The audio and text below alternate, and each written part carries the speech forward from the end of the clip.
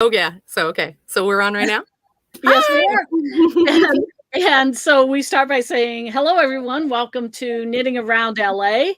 I'm Julie. And I'm Judy. And today we have Laura from Slip Stitch Studios. And we're going to find out all about what's going on in her world. She has some pretty exciting news to share. So welcome, Laura. Thank you. Thank you, Julie and Judy. I really appreciate you guys having me on here today. This is awesome. We're happy to have you. I have been, well, so here's the, I'll start with the website. So, I mean, I've been a fan of your products for several years now. In fact, here's one of my bags. This is the Princess Bride fabric. And behind me is the Hamilton fabric. Yeah. And I've also been enjoying your jokes to get us through the pandemic on your Instagram feed this past year. But let's talk about the big news, because tomorrow's the day, right? Tomorrow's the day. Did you know today was the New Year? Like back in 1751, the New Year was March 25th. So for the new year from, a couple hundred years ago, I'm opening up an in-person shop in my studio. I've been in business for 12 years and this is my 12th year. Exciting news. Congratulations. Yay. Thank you. That's amazing. Thank you so much. I'm very excited. This has got to be incredibly brave of you, because in the year of COVID, so many shops have closed, not just yarn, but, across the board. Where'd you find the strength and wherewithal to open a new shop? Well, I got to say, it was really, really disheartening to hear about all the shops closing. And, I started my business in a recession in 2009. Wow. And I was let go from my job while I was on maternity leave in 2008. And wow. my knitting group is really what brought me like solace in that moment. And being able to go to Stitches West for the first time ever and see what it was, it just inspired me to really want to live a lifestyle where I make things for makers. And seeing what's happened over the last year with small businesses has been incredibly painful for me. I have several small business friends and colleagues that I speak to regularly, and we try to support each other and collaborate as much as possible. But it's still not enough. There's still so many shops that are closing. And so what happens is those shops are facilitators for us small business people who are online mostly, like, indie yarn dyers and supply makers. And the thing about that is that, it's kind of like a food chain situation. It hurts us. I mean, I haven't, wholesale wise, our wholesale has dropped to barely anything. The few shops that do purchase, it's like a blessing. We're like, yay, thank you. But that's severe. And at the same time, we're being cut off from one of our biggest, sources of income, which is the in-person, fiber festivals. And that's a huge deal. The yarn crawls are gone, things like that. And so basically this is, me trying to balance the fact that it's also hard to buy a lot of things online. The mail has been very spotty. People tend to, while a lot of people are like, screw it, I'll just risk it, which I love you people for that. We actually have only had a few lost packages, but a lot of delays, unfortunately. And that's been a problem. But this is kind of in response to that. One of the things I noticed was a lot of the yarn shops in Orange County and LA have closed permanently. Unfortunately, some of them just temporarily, their hours have shortened, things like that. I'm here at this shop every single day, working to get awesome stuff online. And it seemed like my shop was getting too big for me. Like, I have a pretty large shop. It's just in kind of an industrial area in Huntington Beach. I'm over by the library, the central library. And so I never really considered having a in-person business here, because it's industrial. It's not exactly like your, retail, Main Street. And with what's going on, it just kind of dawned on me that, like, it doesn't really matter. Like, if you have the product and people will come, you know? And so the main thing for me is that my stuff is technically not a necessity. Clearly it's like, you know, inspiration and mojo and organization for your craft, but yarn is a necessity. And so this is kind of where I got my strength, is where I look at it as I can support my colleagues. I can I can continue to create and do what I love. And I can provide something that's more of a necessity than just bags, because sometimes I feel a little bit like it's a little frivolous, but like also it's fun, and that's not frivolous, and you know, and joy is not frivolous. So it's a balancing act for sure. But you know, with so many people struggling right now, it is a little difficult sometimes. But I think bringing the yarn to the place and being able to support so many small businesses, that to me is like where I get my strength, is that I can be a part of that. Mm-hmm. Well, you certainly seem to be one hell of a force. That's all I can say. Well, thank you. I mean, yeah, absolutely. That was meant as a heart-to-heart compliment. You're just wonderful, and I can't wait for one to come on down and be in person in your shop. Yeah, definitely. And I think Julie and I will make that happen in the relatively near future. I think that awesome. that's gonna work for us. Well, I'll be here. We're going to be open tomorrow. We're opening up at 9 a.m. until 4 p.m. And I'm just looking for your address so I can post something with your address. Cool. Yeah. And we're in Huntington Beach. And on the weekends, we'll be here from 10 a.m. until 4 p.m. until further notice. I have a sign on my door with my phone number, and it says weekend hours. Please call for weekend hours. But as we're standing right now, it'll be 10 to 4. And then I'll see how it goes going forward. I'm going to get feedback from the customers and see what's good. I mean, I'm usually here on the weekdays and from 9 to 4 for sure. So easy. What's your address? It's 17632. It's a big one. Metzler Lane. And I'm upstairs. And there is an elevator and stairs access. Oh, that's wonderful. So if anyone has any mobility issues, yes, the elevator will help them out. And it's Huntington Beach. Yes. Oops. Yeah, I'm right behind the Central Library, actually. So I'm off of Gothard and kind of in between Slater and Talbert for locals. We'll have balloons and signs. So tell us what's in your shop. What are people going to find there? Yeah, and show us some of the stuff you got behind us, because I've got a picture. I've got tons of pictures, but you can show us, pull some stuff. Yeah. All right. Well, let me pull some stuff then. Let's see. Actually, let me take you with me if that's okay. Yeah. Oh, absolutely. I'll try to do it slowly, and I'll just give you kind of a version. Cool. All right. So behind me, don't look too hard, it's very messy, is my studio. We love studios. It'll be clean by tomorrow. Yes. No, just the yarn shop's ready. It was actually kind of cool. I was able to use a lot of stuff from my shows. So I didn't have to have a ton of startup costs. That's actually been helping a lot, is how creative I can be with all of this fun stuff. So let's see. So behind me here is kind of the entrance. I'm basically standing right in front of the front door. And and you can see there's like fabric. I got fabric by the yard. I noticed that. Yeah. So one of the things that I started doing when everything hit last year is creating de-stash fabrics on my website. So instead of paying like $13 or more a yard for things, stuff that I had a couple extra yards of that I wasn't going to be making into bags anymore unless somebody wanted a custom item. I put those on the website per yard. So I think they start at like $7.50 a yard.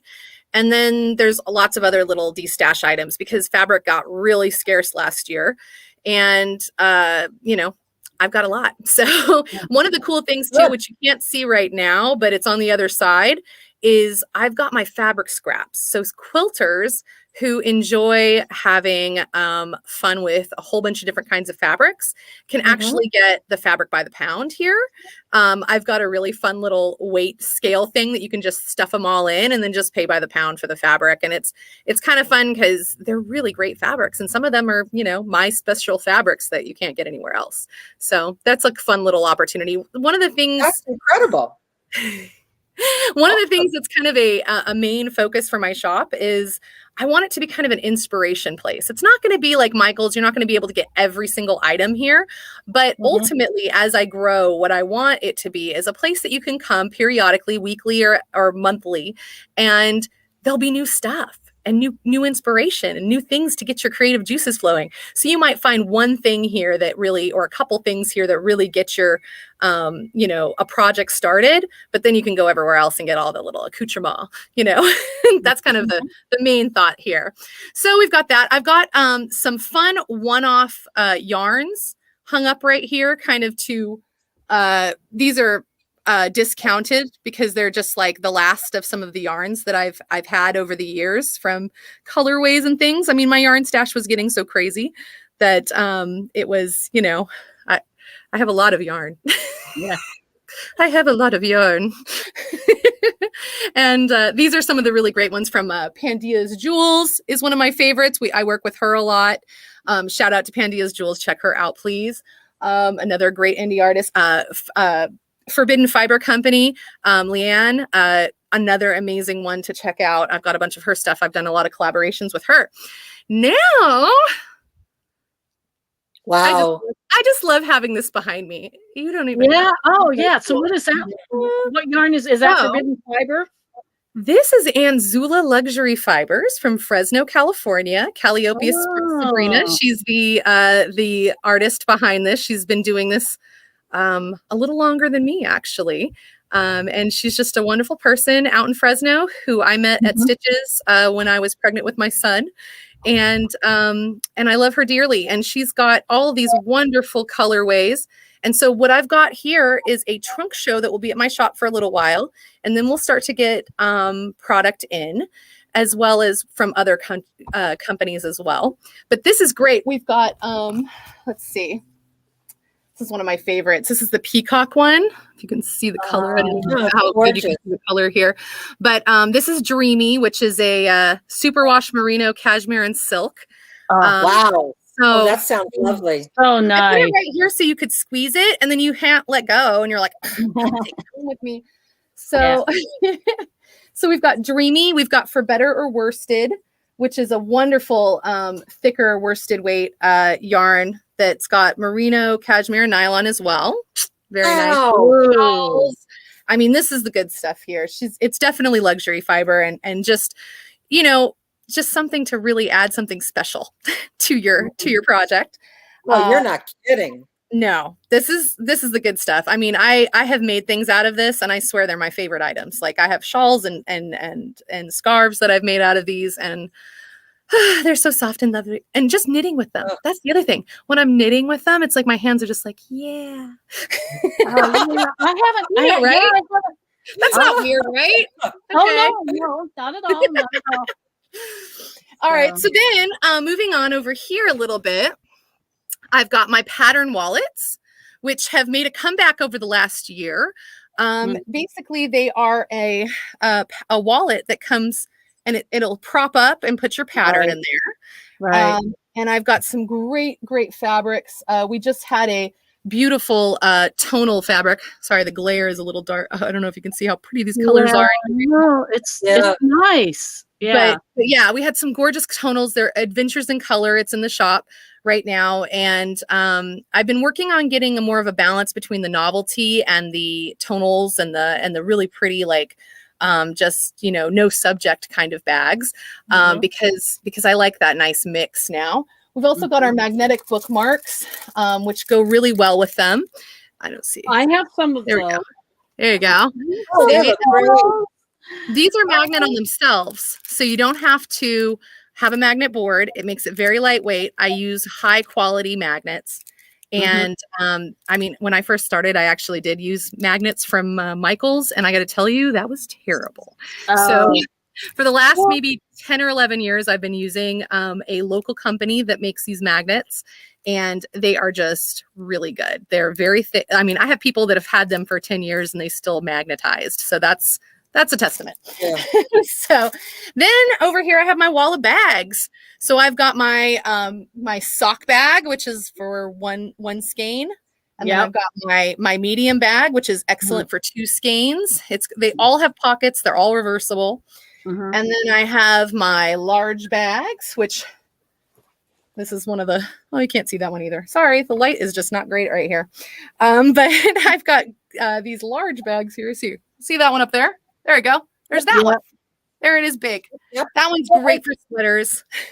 I think I have I think this is a large bag. Yes. And so it's got the pleated yarn pockets. So you can put 2 skeins of yarn and they won't fight with each other. And it has non-committal yarn guides so that you don't have to commit to, cutting your yarn out of a grommet or something once it's done. And those are also great for keeping tools. Yes, there you go. Yep. Those are great for keeping tools out of the bottom of your bag.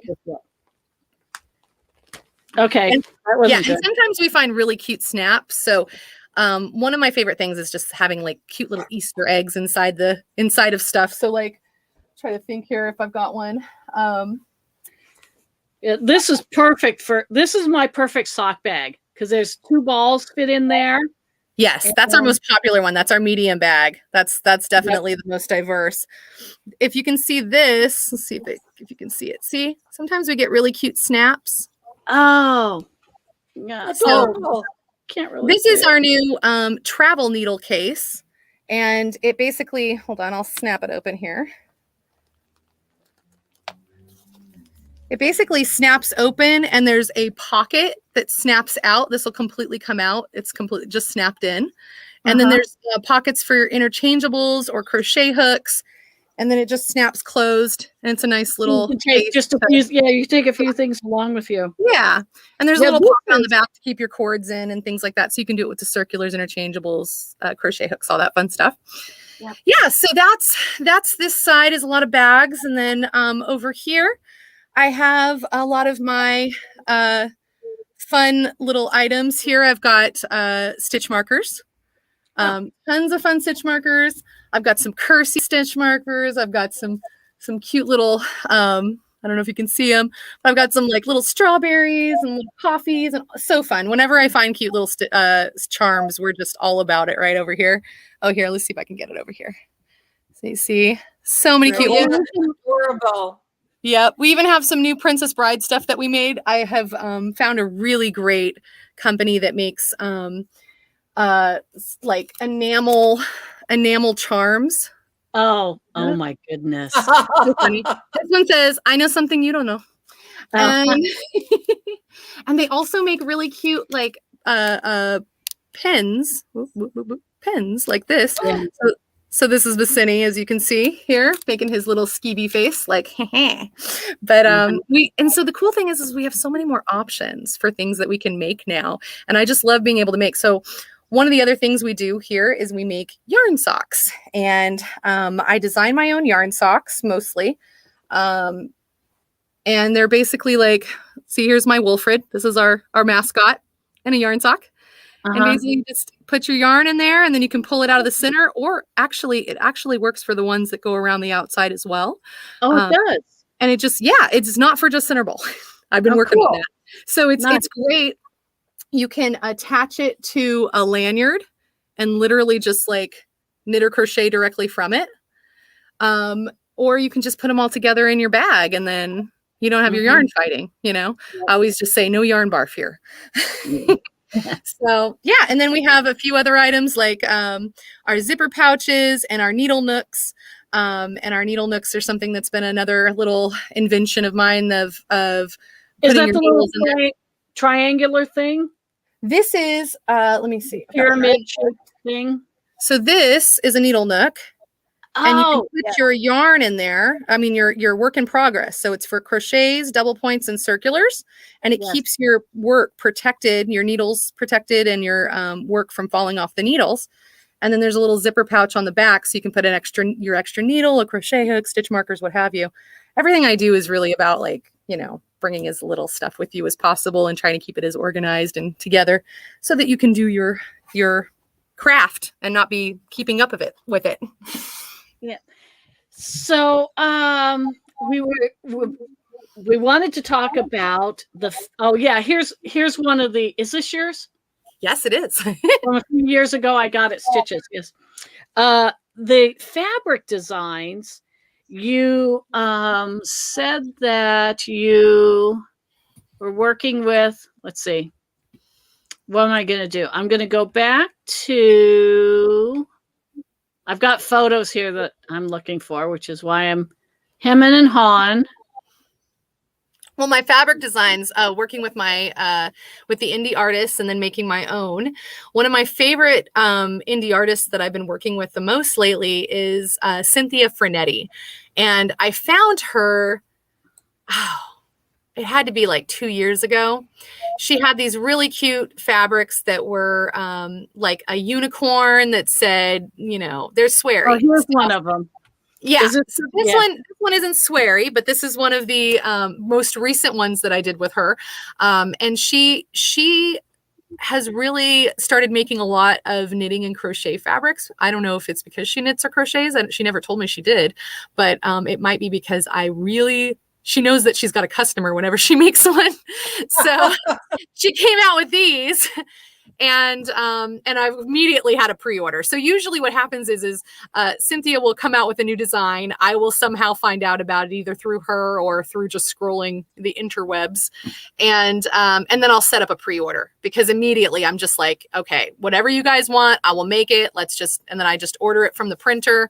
And then I usually try to make some extras so that way whoever couldn't buy it right then has a second chance. So there's that. But the second chance one's a little off because you don't always get every bag. You know what I mean? It depends on what's available. So if you pre-order, you're getting what you like and what you want. Otherwise, you're kind of just like, going for random. So, and are you getting your fabrics from Spoonflower? I heard something last year that there's like a new fabric printer out there, or is it mostly it's been Spoonflower for all these years, right? Yeah, I mean, there is a new fabric printer out. There's several, actually. The only one that I've really worked with is myfabricdesigns.com.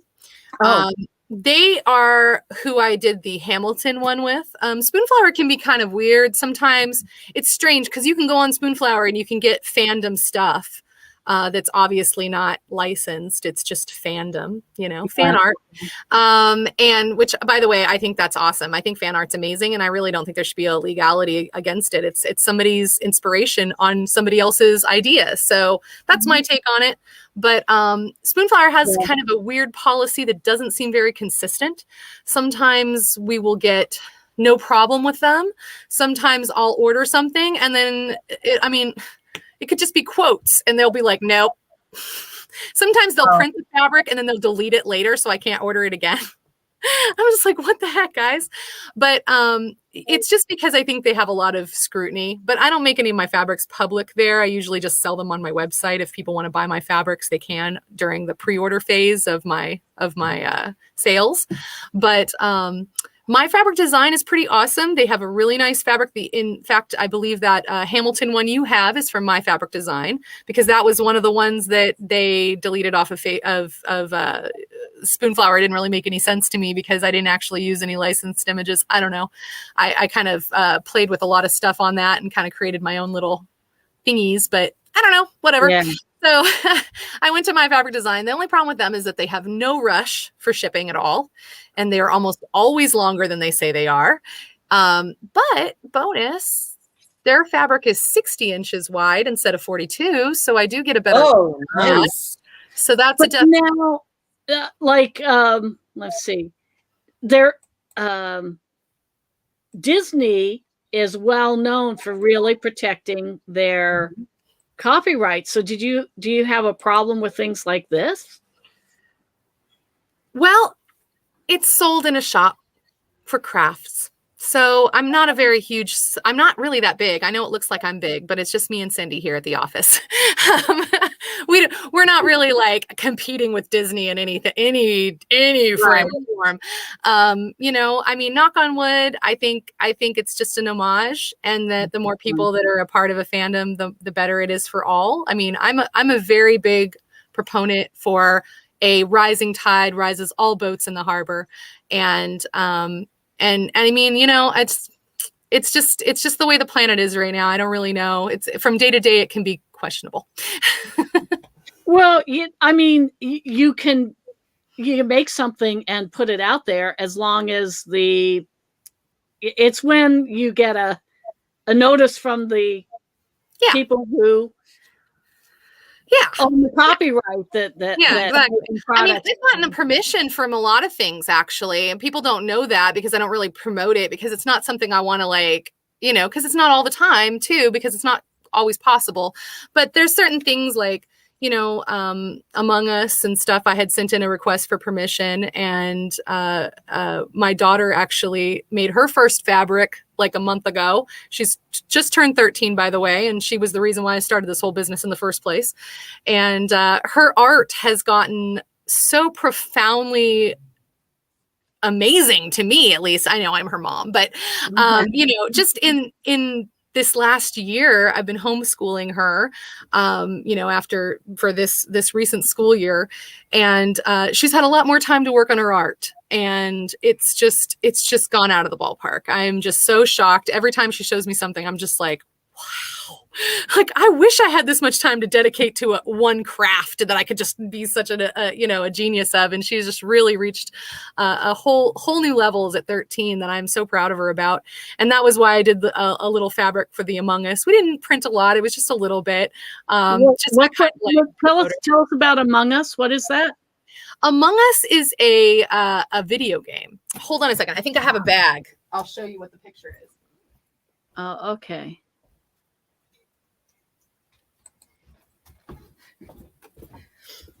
So she drew all of these on like their own kind of cardstock, and then I scanned them in. See, look, she had one with like a mask. Yeah. There's like one of my favorites is that one with the two little kids. Oh, I see. The one with the little dumb sign, and then there's the suspect. So I guess they're like all in. I don't really know the game. I guess like they're all in space, and they have to choose who the murderer is, because one of them's a murderer. And so it's called Among Us because there's a murderer among us. Oh, there's a murderer among us. Okay. So you might hear people say, "That's so sus." And now that's suspect. That's short for suspect, by the way. Supporting the lingo here, guys. Yeah. I'll share it with you. So she didn't do them digitally. She actually did them old school, right? Yeah, with like a markers. You can even see like the marker strokes. But I just thought it was so cool. I was like, when I saw her drawing, I was like, I just have to make a little fabric for that. Oh, they're wonderful. Yeah, they are so wonderful. Okay. Oh my God, they're great. And I'm scrolling through your Instagram, and please congratulate her, though. By the way, I will. They're wonderful. She'll be here this weekend to help me with the shop too. This is just so. Now, you don't design. Do you design fabrics yourself? Do you draw? And I do. I design fabrics myself. I don't usually draw them. I did in the beginning when I first started the business. There was this little girl that I had on a bunch of stuff, and it was like this joke where it was like a little nerdy girl, and she's knitting, and it says, "I knit because I'm smarter than you." And the reason why that came out, I know. It was because when I made that up, it wasn't I made it up. I think it came out of a very funny conversation that my knitting group and I were having. We were all joking around, sitting around knitting, and it was like the most random stuff. Remember like 5-10 years ago, probably 10 years ago. No, oh my God. Okay. Remember 12 years ago when we would go, I'm sure you guys are the same. You would like go knit at public places, like at Barnes and Noble. We would meet at Red Bee. When I first started my knitting experience, I actually learned how to knit in 2006. I'm the first generation knitter in my family. Wow. So I went out and found, I went to Tall Mouse and I learned how to knit there. And I had a very was Tall Mouse a knitting shop? It was like a Michael's. There were like 3 of them. And they went out of business maybe 10 years ago now. In Orange County? Were they in Orange County? Yeah, the one I went to was in like Aliso Viejo. And then there was another one in Tustin, I think, or something. I can't remember because it was wild. But that was actually where I had my first show, was in the parking lot of the Tall Mouse. But I learned how to knit there. It was one of the places I would go after work because I would like to go to all the craft stuff. It's kind of my little happy place, is to just wander around and imagine things. And they had, are you guys familiar with the Knitmare on Elm Street fabric? No. Okay, oh my goodness. Hold on. This sounds exciting. I know. So they have this fabric, which was my literal reason why I started my business, because I saw this fabric and I thought, okay, they have fabric for knitters. Like, I want a project bag out of this fabric, right? So I got to show you this because you're going to love it. So here's the best part. So we've got the dog. Yeah, we all have a dog like that. How relatable is that? Yes. I always joke, this is like your husband or your boyfriend like goes and uses your $45 artisan needles as chopsticks, and you're like, what the heck? Right. And they're the nightmares, right? So then there's a cat getting involved in it. Yeah. Yes, and then this is the best one right here. This person has died while casting on. And the cast on is just pathetic, right? It's a pathetic cast on, okay? And look at the book. Look at the book. Quick and easy knitting projects. Right. They died while casting on to quick and easy knitting projects. Like, how many times have you felt like that? That's relatable. Yes. Oh, yeah. And then this one is obviously the child who gets its outfit way too late. You can see he's grown several inches and incredibly surly, but must wear it. Yeah. It's like, thanks. Must wear it. And he's too old, and he's much too old to be wearing something that's for a baby. Exactly. Right. Where was this fabric? Was it in a craft store? Yeah, it's a Michael Miller fabric. And when I found it, it was already discontinued. So I bought up whatever they had at Tall Mouse.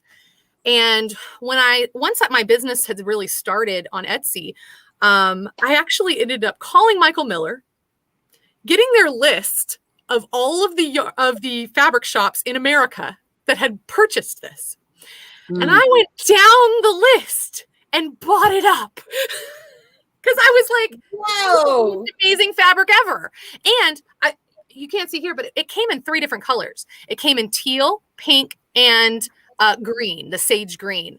And the teal was the favorite. That one went out of the world first. But it had 2 other fabrics that went with it, and I think I have one of them here. Oh my God. She's tenacious. I mean, this is like what started the business. So I actually have them on pictures on my wall up here. So I put them on here, but you can see, look at it. Oh, God, look at that. Eyes. Oh, yeah. Is that not Jen or what? Oh, yeah. Well, I have lots of friends who like skulls, and that's the fabric. All right. So that fabric was at Tall Mouse, and I had learned how to knit at Tall Mouse, and it inspired me, and I didn't know how to sew, and when I got let go. Wait, time out. Are you saying that you did not know how to sew? Did you say that? Really? So all of these things? Oh my God. My head is exploding. It's funny because it's like when things come together, like, I'm not going to let my lack of knowledge be the thing that stops the ball rolling. What was that? What? I always joke because I just like jump in and then I'll figure out how to swim later. Let's do this. So you bought all this fabric without knowing how to sew? Well, I bought my first yard without knowing how to sew. And I just liked it. My God. I wanted to make somebody else make something for me out of it. But then I went on a trip to the first Stitches West ever. I think that was in like 2008, I think, or 2009, maybe. I think it might have been 2009 because it was right before I started my business. And maybe it was 2008. I think it was 2008, actually. And when we went to Stitches West with my knitting group, which is a really awesome group of women and men, and we did like kind of a yarn crawl all the way up. So we went to yarn shops as many as we could because what? Hello. What do you in your drive time? You took the 101 then. You didn't take the 5. Yes, exactly. Exactly. No, you did. You went to Santa Barbara. Okay, hold on. No disrespect. No disrespect to the Central Valley. I like taking the 5 when I go north. but the towns are really small. There's probably not that many yarn. Although we should go and see and find. We should do a I-5 yarn crawl and find the yarn crops in the Central Valley. Yeah. Seriously. I mean, remember the Village Spinning and Weaving that was in Solvang? And they'd come to all of our local shows and they'd be at all the shows. Oh, I love that place. I knit my daughter's baby blanket out of there, that beautiful sage cotton that they had, the hand spun sage cotton. It was not dyed. It was naturally sage. Well, I got a lot of weaving equipment. From them, but also you mentioned WEF, which stands for the Weaving and Fiber Festival. Yes, in Torrance. Yes, in Torrance. And it's put on by the Southern California Hand Weavers, who I used to be a member of. Oh, and cool. Are they making plans to have an in-person show? They've got a newsletter coming out. They actually asked me to write an article for it. So I've got an article in their new newsletter that's coming out. And right now, I don't think we have a date for the next one. But Stitches LA kind of like Stitches SoCal. Yeah, I know. They changed their date because of Stitches SoCal. So technically it's a May show now and not a November show. So it's an interesting. I know, but I don't know what's happening because I haven't heard anything. Believe me, the only show I went to last year was Vista. Have you guys heard of Vista? I have. I have never made it down to Vista. That's someplace that Judy and I may want to visit. Now what's it called? The Steam Engine Museum? Yeah, the Antique Gas and Steam Engine Museum. Yeah. I think I've been there since the very beginning of the shows. It's one of my favorite shows because it's a Saturday, Sunday. It's outdoors. In its heyday, which was a few years ago, it was really, really amazing. They had music up on the stage. They had like live music. They have there is an alpaca farm that brings alpacas down. There's weavers. There's literally it reminded me of I went to a show in Oregon. I think it was called Off a while ago, a long time ago. And it was so beautiful because they were doing everything outside. And of course it like rained, and then I learned about Oregon weather that way. Apparently, like you just wait 2 seconds and it's over, and it's like ungodly beautiful. Like you're just like, oh my God, it's heaven, just like it's so gorgeous. And to see all the weavers out in the rain kissed grass, like and the spinners, and they were all doing their thing, and it was just, I mean, that felt like heaven to me. But Vista is our SoCal version. And it is so nice. It's not too big. It's also the same weekend as a gem show. And then there's the gas steam engine that you can get your man, hopefully, to go enjoy. And you can just wander around the entire museum and look at whatever you want. I think you can even like climb on the machines. I don't know. I mean, I don't think anybody yell at you. I think they have a great collection of weaving equipment. Oh yeah, from a long time ago. Yeah, definitely. Yeah, they have like the older antique. Yes. But back to we were talking about something a second ago. I got off track, but it's my fault. I pulled you off track. I pulled you off track talking about WEF, and I think before that I had asked you how did you get into sewing? Oh, right. Okay. And you didn't know how to sew. Yeah, no, it was crazy too, because I knew I wanted to learn how to sew, just kind of like how I knew I wanted to learn how to knit. And the only reason why I went to learn how to knit was because a coworker wanted to learn too. And so we went on our lunch breaks, and because Tall Mouse was close enough. So when I wanted to learn how to sew, a friend of mine gifted me a sewing machine. And after like 8 months of being unemployed and having my baby and everything, and I didn't really know how unemployment worked because I'd never been on it before. So because I was young, it's like, it was 12 years ago. I was a baby. But I didn't really understand how it works. So I didn't know that I saw like how much there was in it. And then I saw that I used it all. So I didn't realize that like they could have like re-upped it. Nobody told me. Nobody told me. So I thought, I've got to go get a job right the heck now, And I was looking around and nobody would hire me for what I had made at my last job. And I was in the finance industry, and here we are in a financial recession. So it wasn't. I worked for an accountant. So, and any of the accountants that I interviewed with, they wanted to pay me like $12 an hour, $15 an hour, maybe, with all of my education and understanding. Like they were going to get a person who knew how to put a tax return together, and they just, So it got to the point where I was like, man, and I would have to pay somebody $10 or $11 an hour to watch my child. So I'd be getting paid $2 or $3 an hour. And that just seemed like absolute ludicrous. So I pulled out my 401k and one afternoon during her nap time, I pulled out the sewing machine, and it was broken. I couldn't fix it. I had my friend Diane Harris, she came over and she was going to teach me how to sew, and it was broken. And like didn't miss a beat. We were can-do people. We just like, as soon as Harper got up from her nap time, we picked her up, took her to Joann's, and back then they had the Husqvarna, sewing machine people. So I got on a credit card my $250 lowest model of Husqvarna machine.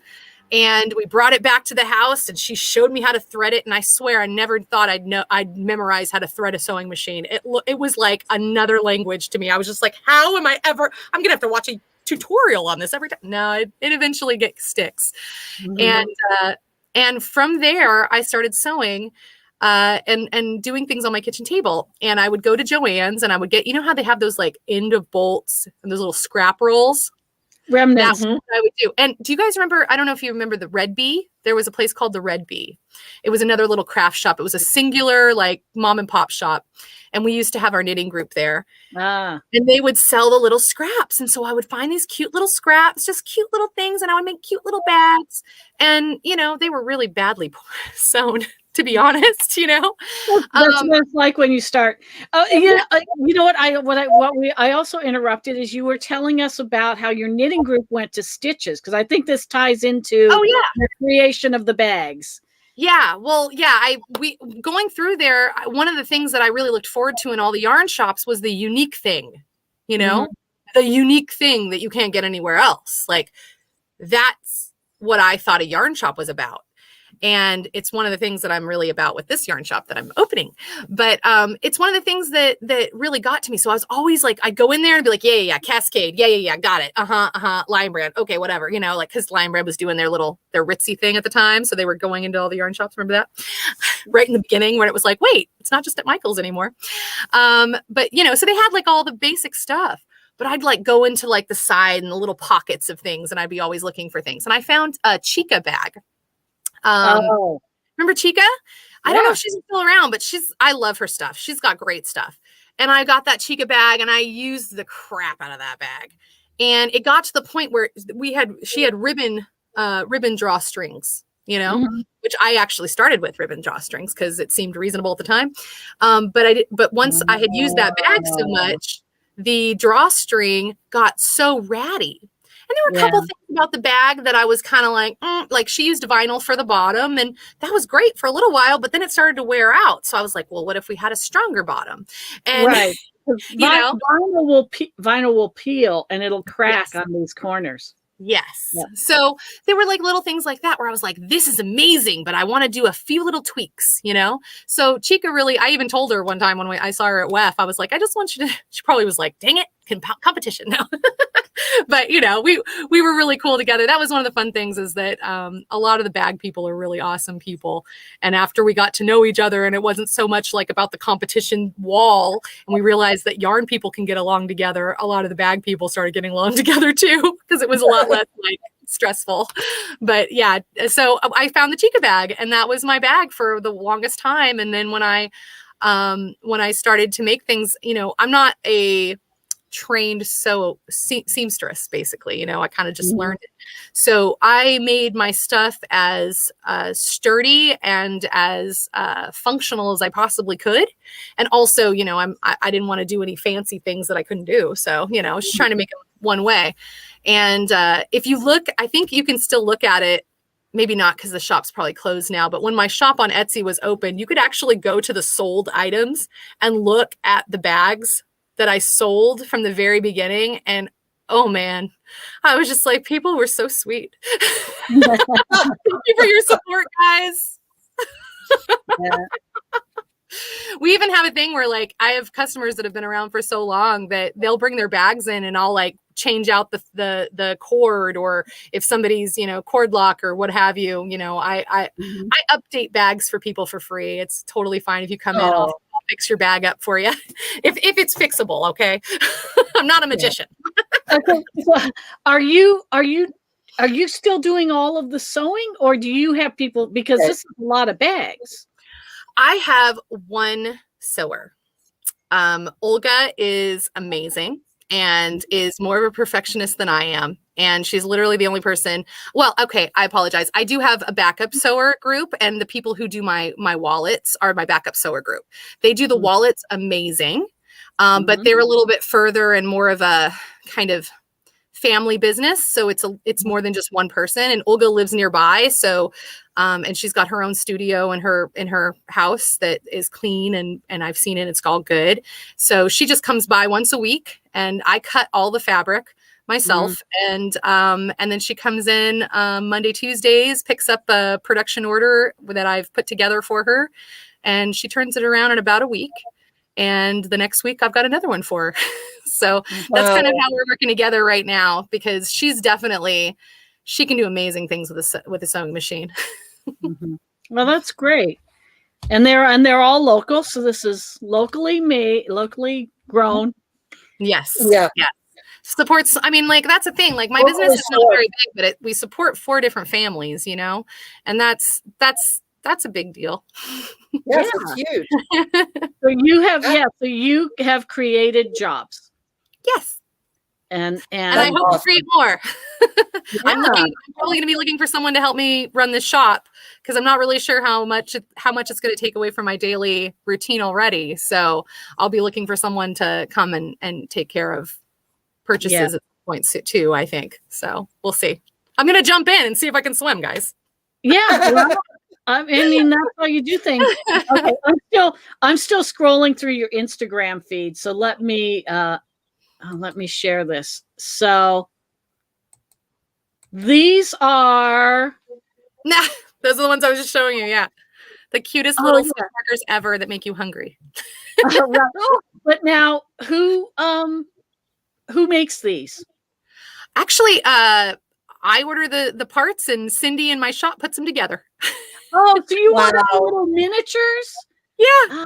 Oh, that's very cool. We're always looking for stuff. When I go places, I'm always looking for unique little items that we can incorporate into something. So she does too. All right, cool.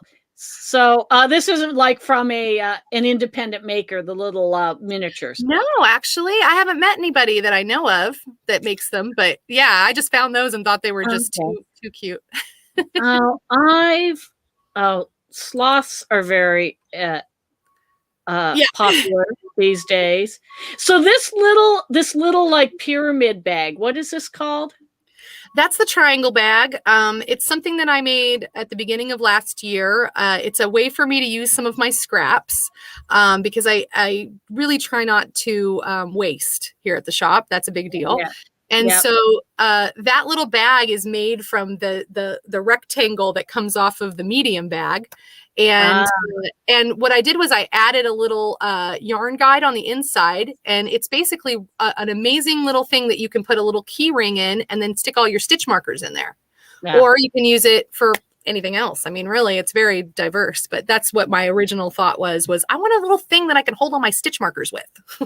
And they won't fall out. Okay. You open it up, and if they're all connected with a little key ring, or if you put like a little clasp, we sell lobster clasps in the shop, and you can just hook all your stitch markers onto the lobster clasp and stick it in there, and then you've got a concise place to not lose all your stitch markers. Okay, so I'm scrolling through your Instagram, and I'm remembering some of these. I think I really remember this one. You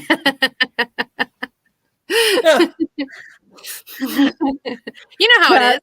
Yes. Oh no, I know I remember this one. I totally related. Now, so let's talk about the jokes, because I think you actually said on Instagram, I'm going to be putting up these jokes because we all kind of need a laugh. And really, were you doing this before 2020? I can't remember when I started doing the memes. It's been a little while. The black and white memes started maybe 2 years ago. Okay. That was just something that I was doing, but they weren't like they are now. They were more, they were kind of like my buttons. Remember when I had a bunch of buttons that were like, you could collect like a whole bunch of buttons, because I had like 150 different designs for buttons. I started to take those cute buttons and put them on these. Oh, yeah. And now it's evolved. Well, I think it was 2013 when I first went to Stitches, and my daughter met me there. And soon after that, it was like we would go into the marketplace when it opens on Thursday evening. Yeah. And it would be, Sam would be like, let's go to Slip Stitch Studios, because she wanted a certain bag in a certain fabric. And here we go. It'll sell out.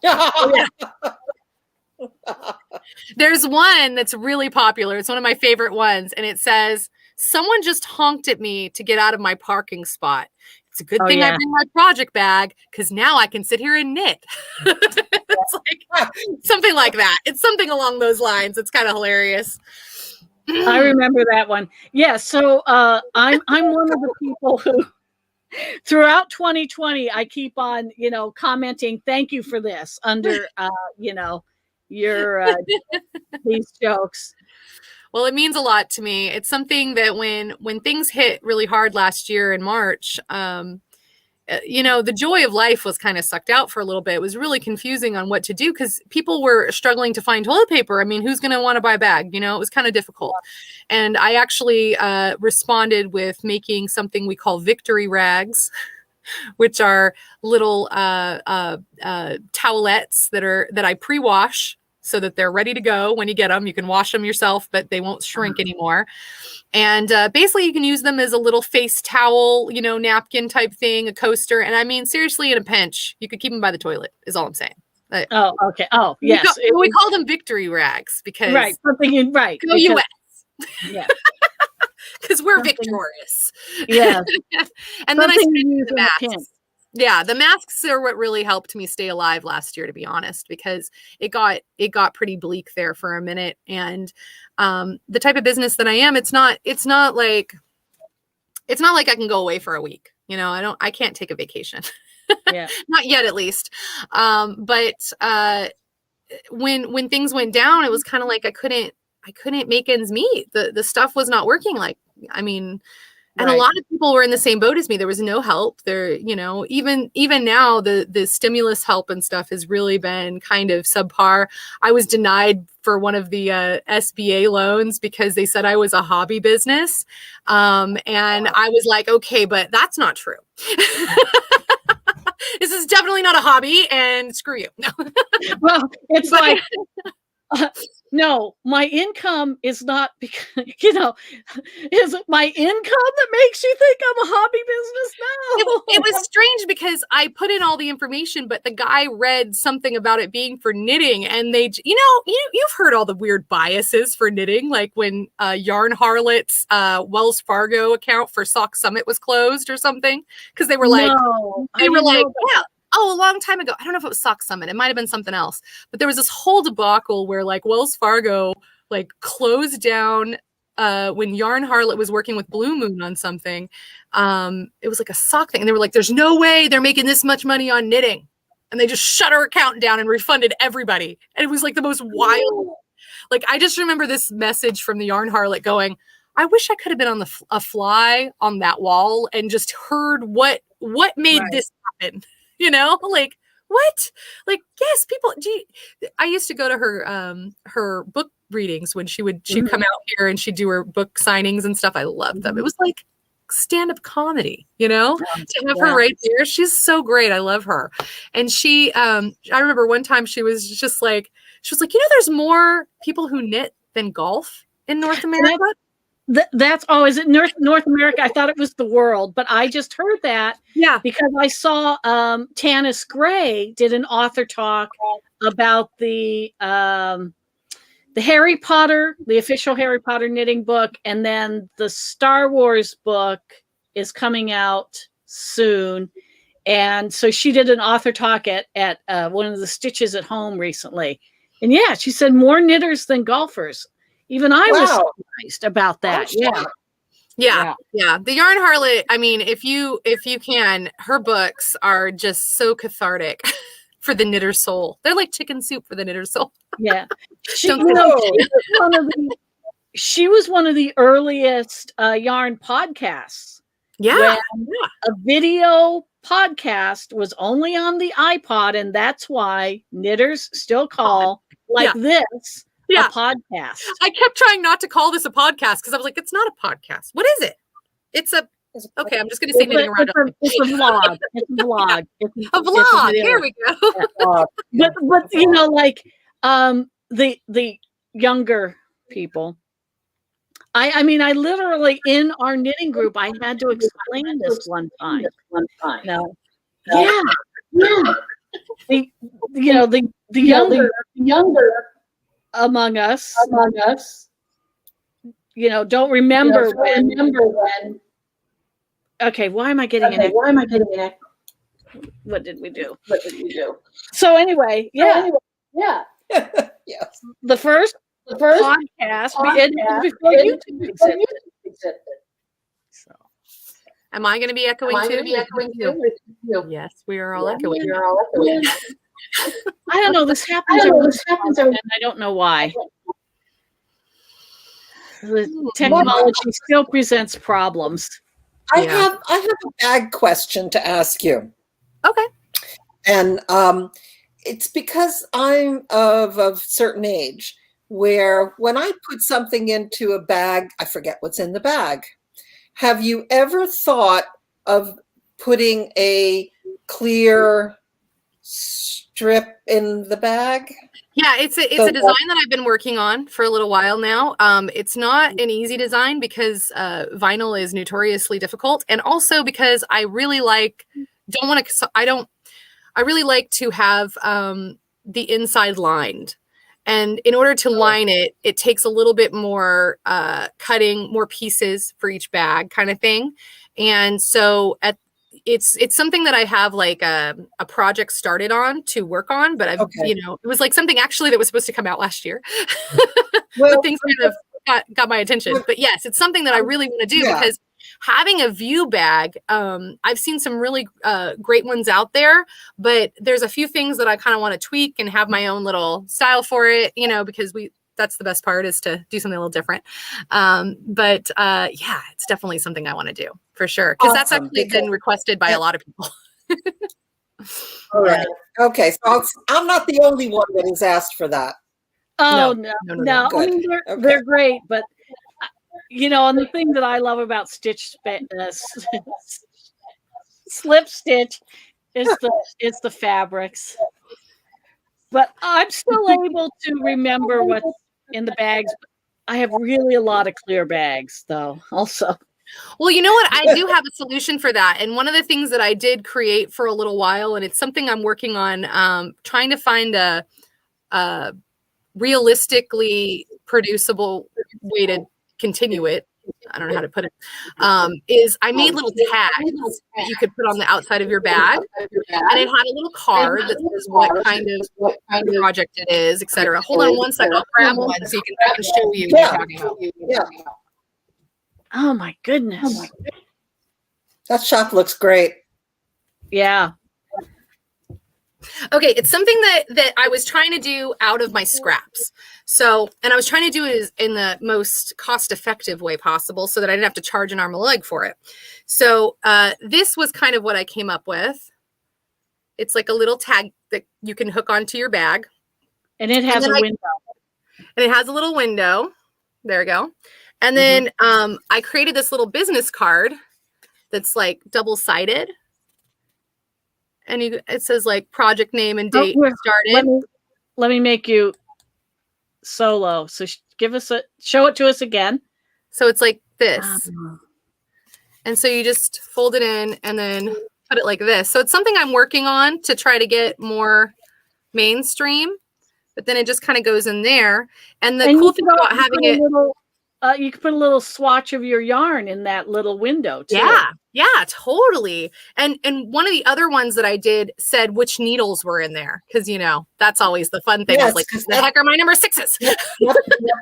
Yep, exactly. Yeah, so I have a whole bunch of these that I like are prototypes, and you can see like I tried like with the pinking shears so that I didn't have to seam it, and then like there's a little rivet and stuff, but it's just not at the level that I really want it yet. So this is just a fun little thing that I've been working on. Great idea, though.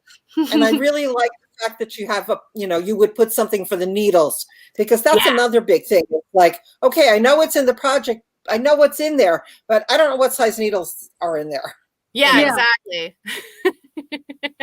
Yeah, I still think that someday I'm going to find a pair of size 5 lace tips somewhere because I lost them. They're just in a bag somewhere. I find project bags from projects from like 10 years ago. Sometimes I'm like, I never finished this. Where did this come from? Just hiding somewhere. So random. Yeah. All right. Wow. So tomorrow you're opening the shop, and good luck with everything. Best wishes.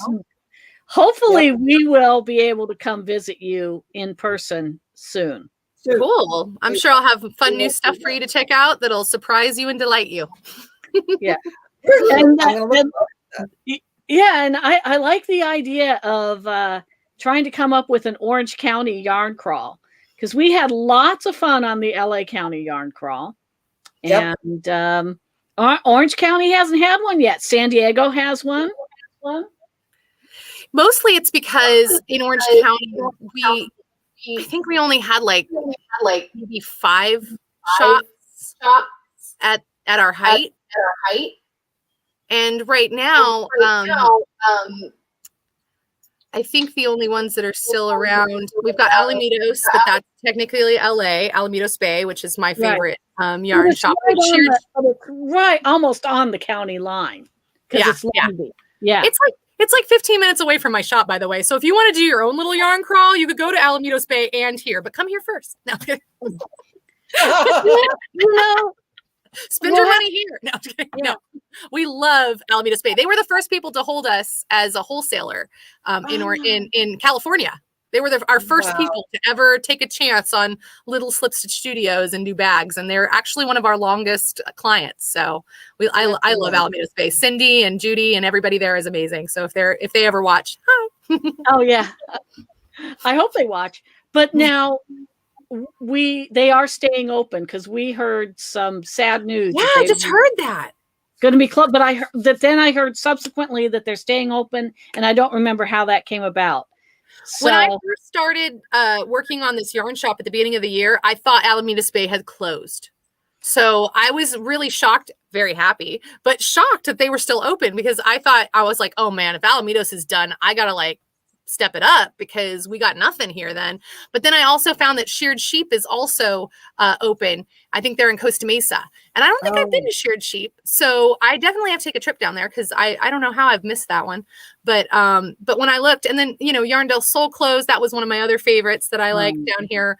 And there was Niche Stick and some other ones that are escaping me at the moment, but there's just not a lot in Orange County. So I was thinking that if we could tie it together, I mean, as Southern Californians, we commute a lot. So I think that we could probably, if we had a long enough yarn crawl, we could make it be so that people could do certain counties or something. Maybe we could do something together. I don't know, but So if hopefully we come out of the pandemic with 4 or 5 yarn stores surviving, that's a day. When we did LA County, we did 4 to 5 yarn stores in a day. So that could be a 1-day yarn crawl. Yeah, that's not a bad idea. Yeah. And I mean, I made all the buttons for the LA yarn crawl. So, I mean, I would be definitely down for doing that again. I can definitely make sure that we've got all our advertisement and fun stuff here for the next one. Yeah. Well, so actually, things are beginning to look a lot better. I mean, I'm feeling a lot of relief. I think that, did Orange County go from purple to red level of pandemicness? Yes. And the numbers are going down quite quickly. So we may also get downgraded to the orange level soon. And just hopefully we can get back to what we call normal life. I think we'll probably get back to something that's better than what was normal before, is my hope, because we've learned so much from where the normal was failing us before. And that's so I'm really hoping that we've got some hindsight 2020 glasses on, if you know what I mean. Oh, yeah. Exactly. Exactly. Yep. Yeah. And, so the social equality that people and have been working towards, especially this past year, but for many years, hundreds of years, we hope that we do better and we work towards better equality. And even the things in this last week, it's gut-wrenching to hear all the stories of the racism that people experience, that some of us, we're not aware of, because if I don't see it happening, not aware of it. I was minimally aware of anti-Asian hate because of things that friends would say over the years, but I haven't seen it go down, and it's terrible. And I hope that all of us can just do better. Yeah, I think a lot of it is a lot like the a lot like the pandemic. We're all in such different boats, and to really try to have compassion for everyone in their different boat, because you don't really know. Nobody knows what someone's going through regards to health wise, regards to race wise. Yeah. I don't think it's better to try to put one race down to lift another up. I really think that we need to step away from that kind of mentality and realize that, in 2021, we can be so much more. We can just be so much more. And to judge people based on our previous biases or stereotypes that have been kind of hammered into our brains over a myriad of years, I think that we should be smarter than that now.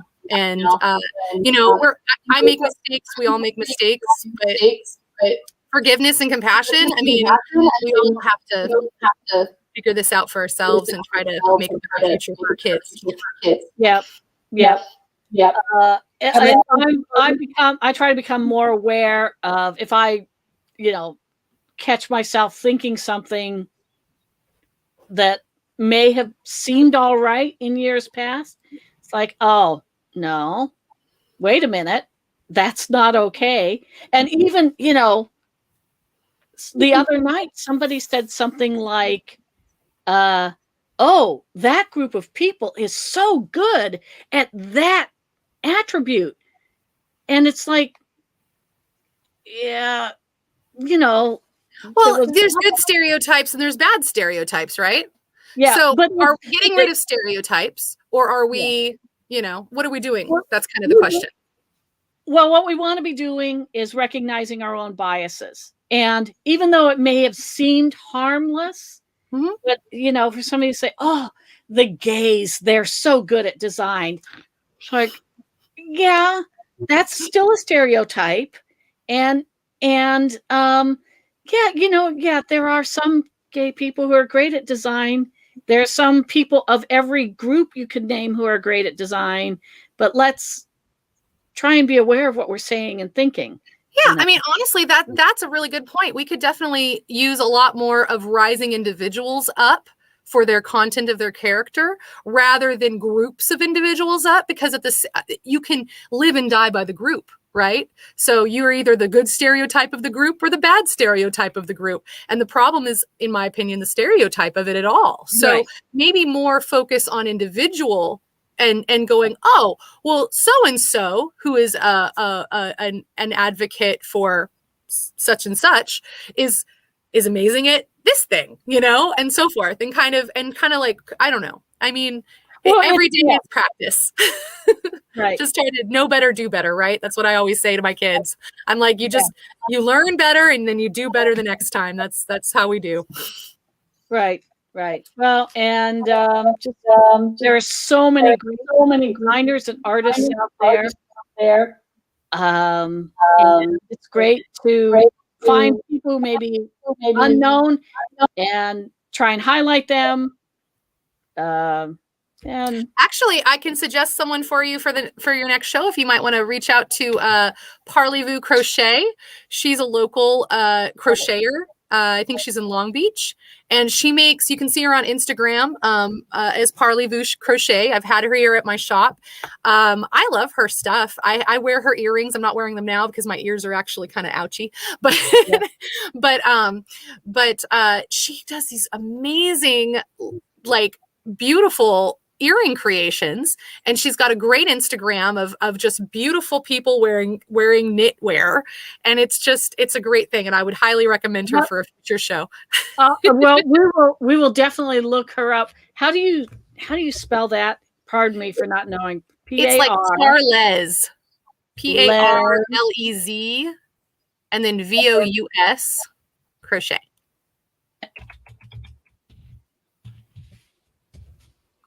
Well, thank you for that. Yeah, we'll reach out. We'll check her out on Instagram.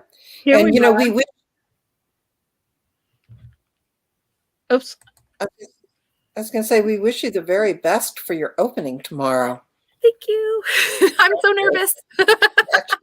Oh, you're going to be fine. You're going to be absolutely fine. This is the most nail-biting booth I've ever done. See, aren't they beautiful? Oh, I love her stuff. Yeah. Well, that's very when I reached out to her when we were in the pandemic, and I haven't been able to get back with her yet, but I reached out to her about it. She makes kits, so you can actually buy kits and make your own. And I was super stoked when she told me about that, because I'm like, I'm actually going to be seeing if I can get her stuff into my shop, because that would be awesome to have little crochet kits. Oh, well, when we can do stuff in person, have her come in and do a workshop. Yeah. Great idea. I can't wait till we can do stuff like that. And she's in Orange County. Where did you say she is? I think she's in Long Beach. Oh, okay. Almost Orange County adjacent. Yeah. Since I'm kind of by the beach in Huntington Beach, it's like, I just assume Long Beach is like a part. It's like, that's like my next closest city. Yeah. It's your neighbor. Yeah. It's my neighbor. Well, I never really knew where the Orange County line was until I started going down to where my son and daughter-in-law live. And on the way back, right before getting to Long Beach, beginning of the Long Beach exits, there's a sign on the wall that says LA County line. So that's how I became aware of where the county line even is. Okay, well, this is great. Thank you so much for being with us. Thank you for having me.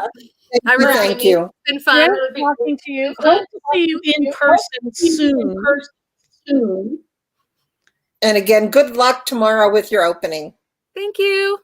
Thanks, Okay. guys. We're taking next week, April 1st off.